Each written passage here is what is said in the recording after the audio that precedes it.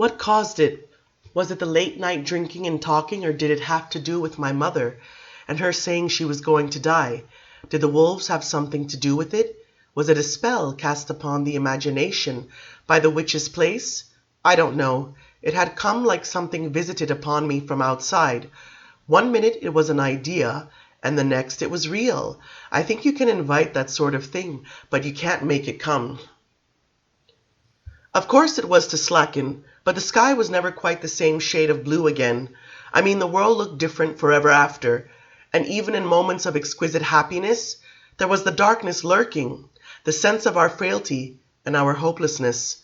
Maybe it was a presentiment, but I don't think so. It was more important than that. And frankly, I don't believe in presentiments. But to return to the story, during all this misery I kept away from my mother. I wasn't going to say these monstrous things about death and chaos to her, but she heard from everyone else that I'd lost my reason. And finally, on the first Sunday night of Lent, she came to me. I was alone in my room, and the whole household had gone down to the village at twilight for the big bonfire that was the custom every year on this evening.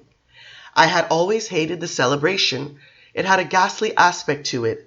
The roaring flames, the dancing and singing, the peasants going afterwards through the orchards with their torches, to the tune of their strange chanting. We had had a priest for a little while who called it pagan, but they got rid of him fast enough. The farmers of our mountains kept to their old rituals. It was to make the trees bear and the crops grow, all this. And on this occasion, more than any other, I felt I saw the kind of men and women who could burn witches. In my present frame of mind, it struck terror. I sat by my own little fire, trying to resist the urge to go to the window and look down on the big fire that drew me as strongly as it scared me. My mother came in and closed the door behind her and told me that she must talk to me. Her whole manner was tenderness. "Is it on account of my dying? What's come over you?" she asked. "Tell me if it is, and put your hands in mine." She even kissed me. She was frail in her faded dressing gown, and her hair was undone. I couldn't stand to see the streaks of gray in it. She looked starved. But I told her the truth. I didn't know. And then I explained some of what had happened in the inn. I tried not to convey the horror of it, the strange logic of it. I tried not to make it so absolute. She listened, and then she said, "You're such a fighter, my son. You never accept. Not even when it's the fate of all mankind will you accept it." "I can't," I said miserably. "I love you for it," she said. "It's all too like you that you should see this in a tiny bedroom in the inn late at night when you're drinking wine, and it's entirely like you to rage against it the way you rage against everything else." I started to cry again, though I knew she wasn't condemning me, and then she took out a handkerchief and opened it to reveal several gold coins. "You'll get over this," she said. "For the moment, death is spoiling life for you. That's all. But life is more important than death. You'll realize it soon enough. Now listen to what I have to say. I've had the doctor here and the old woman in the village, who knows more about healing than he knows. Both agree with me I won't live too long." "Stop, Mother," I said, aware of how selfish I was being, but unable to hold back. "And this time there'll be no gifts.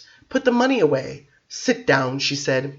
She pointed to the bench near the hearth. Reluctantly, I did as I was told. She sat beside me. "I know," she said, "that you and Nicholas are talking of running away." "I won't go, Mother." "Wait. What? Until I'm dead?" I didn't answer her. I can't convey to you the frame of mind. I was still raw, trembling.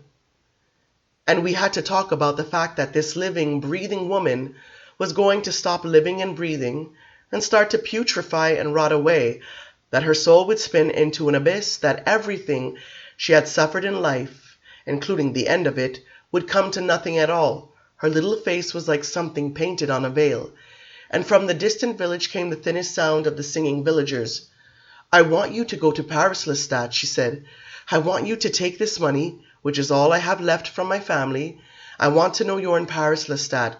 When my time comes, I want to die knowing you are in Paris." I was startled. I remembered her stricken expression years ago when they'd brought me back from the Italian troupe. I looked at her for a long moment. She sounded almost angry in her persuasiveness. "I'm terrified of dying," she said. Her voice went almost dry. "And I swear I will go mad if I don't know you're in Paris, and you're free when it finally comes." I questioned her with my eyes. I was asking her with my eyes, "Do you really mean this?" "I have kept you here as surely as your father has," she said, "not on account of pride, but on account of selfishness. And now I'm going to atone for it. I'll see you go, and I don't care what you do when you reach Paris, whether you sing while Nicholas plays the violin or turn somersaults on the stage at the Saint-Germain fair, but go, and do what you will do as best you can." I tried to take her in my arms. She stiffened at first, but then I felt her weaken, and she melted against me. And she gave herself over so completely to me in that moment that I think I understood why she had always been so restrained. She cried, which I'd never heard her do, and I loved this moment for all its pain. I was ashamed of loving it, but I wouldn't let her go. I held her tightly, and maybe kissed her for all the time she'd never let me do it. We seemed for the moment like two parts of the same thing. And then she grew calm. She seemed to settle into herself. And slowly but very firmly she released me and pushed me away.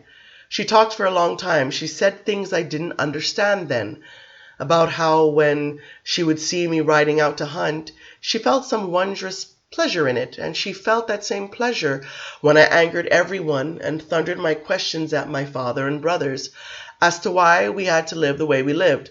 She spoke in an almost eerie way of my being a secret part of her anatomy, of my being the organ for her, which women do not really have. "You are the man in me," she said, "and so I've kept you here, afraid of living without you. And maybe now in sending you away I am only doing what I have done before." She shocked me a little. I never thought a woman could feel or articulate anything quite like this. "Nicholas's father knows about your plans," she said. "The innkeeper overheard you. It's important you leave right away. Take the diligence at dawn and write to me as soon as you reach Paris. There are letter writers at the cemetery of Les Innocents near the Saint-Germain market. Find one who can write Italian for you, and then no one will be able to read the letter but me." When she left the room, I didn't quite believe what had happened. For a long moment I stood staring before me. I stared at my bed, with its mattress of straw, at the 2 coats I owned and the red cloak, and my 1 pair of leather shoes by the hearth. I stared out the narrow slit of a window at the black hulk of the mountains I'd known all my life. The darkness, the gloom slid back from me for a precious moment, and then I was rushing down the stairs and down the mountain to the village to find Nicholas, and to tell him we were going to Paris. We were going to do it. Nothing could stop us this time. He was with his family watching the bonfire, and as soon as he saw me, he threw his arms around my neck, and I hooked my arm around his waist, and I dragged him away from the crowds and the blaze and towards the end of the meadow. The air smelled fresh and green as it does only in spring. Even the villagers singing didn't sound so horrible. I started dancing around in a circle. "Get your violin," I said. "Play a song about going to Paris. We're on our way. We're going in the morning. And how are we going to feed ourselves in Paris?" He sang out as he made with his empty hands to play an invisible violin. "Are you going to shoot rats for our supper?" "Don't ask what we'll do when we get there," I said. "The important thing is just to get there."